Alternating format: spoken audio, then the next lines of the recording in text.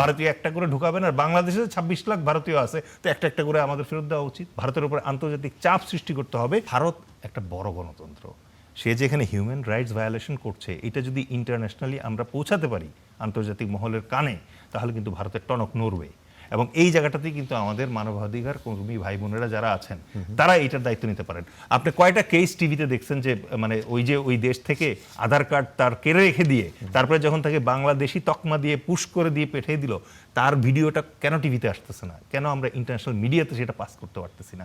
এইটা যদি আমরা করতে পারি, আমি আবারও বলছি, এখানে আপনি ওই বন্দুক কামান দিয়ে এই পুশিন ঠেকাতে পারবেন না। আপনাকে ইন্টারন্যাশনালি এইটাকে ফরবিডেন করতে হবে এবং ভারতকে ভেতর থেকে কন্ট্রোল করাতে হবে। ভারতের উপর আন্তর্জাতিক চাপ সৃষ্টি করতে হবে যে যতক্ষণ পর্যন্ত কেউ পজিটিভলি এখন ঘরেই হবে বিয়ে বাড়ির পোলাও, যদি থাকে আকিজ এসেনশিয়াল সুগন্ধি চিনি গুঁড়া চাল আইডেন্টিফাইড না হয় এজ এ বাংলাদেশি, ততক্ষণ পর্যন্ত আপনি তাকে ধাক্কা দিয়ে বাংলাদেশে ঢুকাতে পারেন না। তাহলে তো আমরা এক একটা মনে করেন যে বাংলাদেশি মানে অভিযোগ করে ভারতীয় একটা করে ঢুকাবেন, আর বাংলাদেশে 26 লাখ ভারতীয় আছে, তো একটা একটা করে আমাদের ফেরত দেওয়া উচিত। কিন্তু এর সাথে যদি ওই যে রোহিঙ্গা ইনফ্লাক্স যেটা ছিল তার সাথে যদি মিলান, সেই সময় বাংলাদেশ কি করতে পেরেছে? এইভাবে মানে তারা তো আন্তর্জাতিকভাবেও চেষ্টা করে নাই বাংলাদেশ সেই সময় যে তাদেরকে বন্ধ করা, যাতে বাংলাদেশে পুশি তারা না করে, মিয়ানমার বাহিনী মানে বাধ্য না করে তাদেরকে এই দেশে আসতে।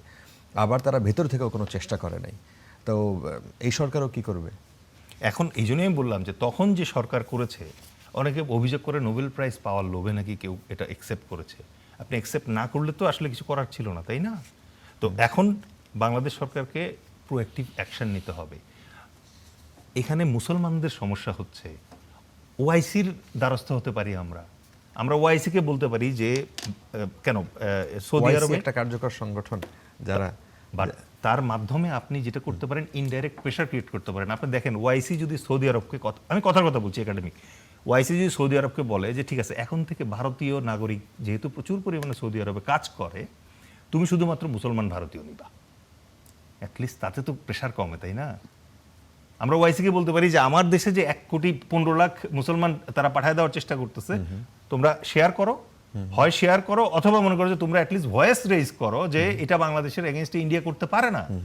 সুতরাং এই জায়গাটাতে এসে আমাদের, মানে আমি বারবার যেটা বলার চেষ্টা করছি, যে এই জায়গায় আমাদের আন্তর্জাতিক যে মানে মনোযোগ আছে সেটা আকর্ষণ করতে হবে, এবং আন্তর্জাতিক যে হিউম্যান রাইটস এবং হিউম্যানিটেরিয়ান ল আছে এইটাকে সামনে নিয়ে আসতে হবে। আমাদের বিজিবি একাকী ওই সীমান্তে দাঁড়িয়ে যুদ্ধ করছে, তাদের পাশে আমাদের মানবাধিকার কর্মী ভাইদেরকে দাঁড়াতে হবে।